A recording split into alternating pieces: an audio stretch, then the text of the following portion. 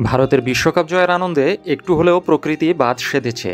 গত শনিবার টি-20 বিশ্বকাপের ফাইনাল শেষ হলেও এখনও দেশে ফিরতে পারেনি ভারত। যদিও গতকাল দেশে ফেরার কথা ছিল সদ্য বিশ্বকাপ জেতা দলটির।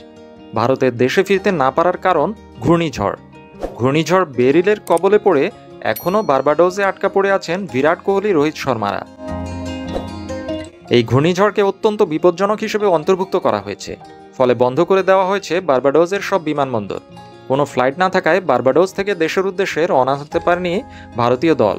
ব্রিজটাউন থেকে নিউ ইয়র্ক থেকে দুবাই হয়ে ভারতে পৌঁছার কথা ছিল রোহিত শর্মা এবং কোহলিদের, কিন্তু ঘূর্ণিঝড়ের সতর্কতা থাকায় চার্টার্ড ফ্লাইটে বার্বাডোস থেকে সরাসরি দিল্লি যাওয়ার পরিকল্পনা করেছিল ভারতীয় ক্রিকেট বোর্ড বিসিসিআই।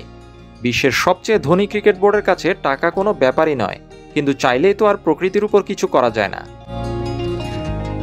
ঝামেলা হচ্ছে স্কোয়াডের খেলোয়াড়, পরিবারের সদস্য, কোচিং স্টাফ, কর্মকর্তা মিলিয়ে সংখ্যাটা 70 জনের মতো হওয়ায় এত বড় বিমান বার্বাডোসে নেই। বিসিসিআই তাই যুক্তরাষ্ট্র থেকে অমন বিমান আনার কথা ভেবেছিল, তবে এজন্য বার্বাডোসের বিমানবন্দর সচল থাকার ব্যাপার ছিল। কিন্তু ঘূর্ণিঝড় বেরিলের কারণে ইতিমধ্যে বিমানবন্দর বন্ধ করে দেওয়া হয়েছে, তাই সেটা আর হয়ে ওঠেনি। হারিকেন বেরিল তৈরি হয়েছে আটলান্টিক মহাসাগরে, তাই এগিয়ে আসছে বার্বাডোসের দিকে। বাতাসের সর্বোচ্চ গতিবেগ হতে পারে 210 কিলোমিটার। এই মুহূর্তে বার্বাডোসের দক্ষিণ পূর্ব দিকে 570 কিলোমিটার দূরে রয়েছে ঘূর্ণিঝড় বেরিল। ব্রিজটাউন বিমানবন্দর রবিবার স্থানীয় সময় বিকেল থেকে বন্ধ হয়ে যাওয়ার কথা রয়েছে। অন্যদিকে ফাইনালে ভারতের প্রতিপক্ষ দক্ষিণ আফ্রিকা দল অবশ্য বার্বাডোস ইতিমধ্যে ছেড়ে গিয়েছে।